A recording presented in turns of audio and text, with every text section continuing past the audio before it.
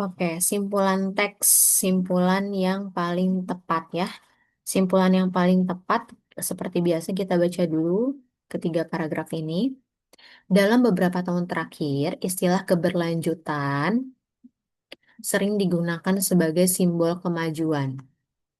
Padahal maknanya kian kabur. Banyak lembaga, baik pemerintah maupun swasta, berlomba mencantumkan kata itu dalam setiap kebijakan tanpa benar-benar mengubah pola pikir yang mendasarinya. Program penghijauan misalnya, kerap berhenti pada penanaman pohon semata tanpa upaya menjaga ekosistem sosial ekonomi masyarakat sekitar agar tetap hidup berdampingan dengan lingkungan.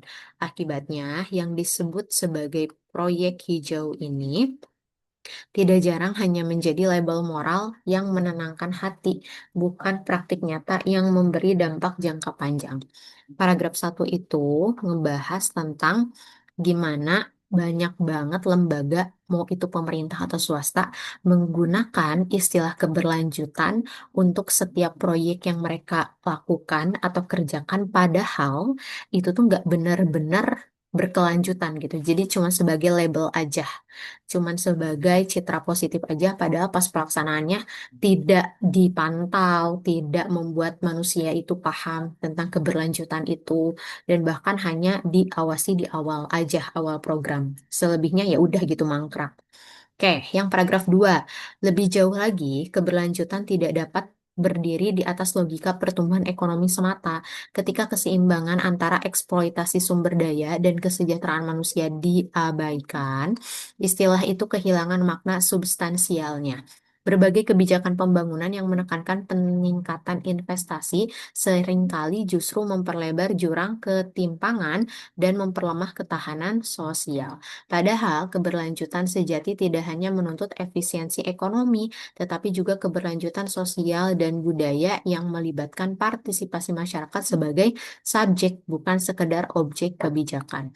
Nah, paragraf 2 ini ngejelasin lebih lanjut bahwa keberlanjutan itu bukan hanya berhubungan dengan ekonomi, tetapi juga justru lebih mementingkan keberlanjutan sosial dan budaya gitu.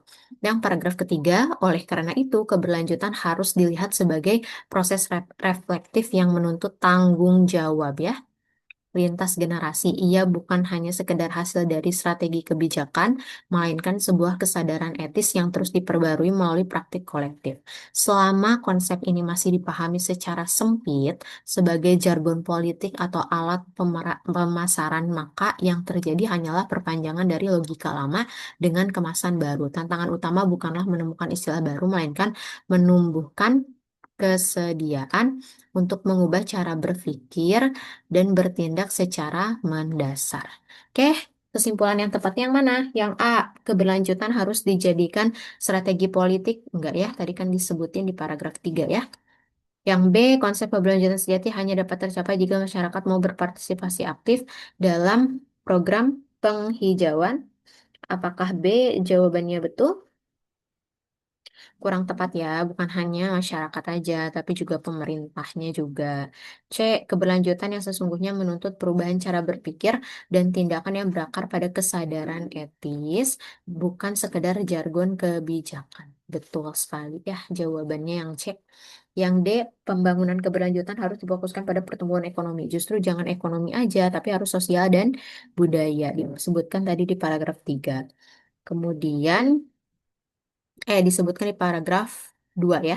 Kemudian yang program keberlanjutan akan berhasil jika mampu mengurangi ketimpangan sosial tanpa perlu mengubah pola pikir. Justru harus diubah dulu pola pikirnya ya. Jadi yang betul adalah yang C.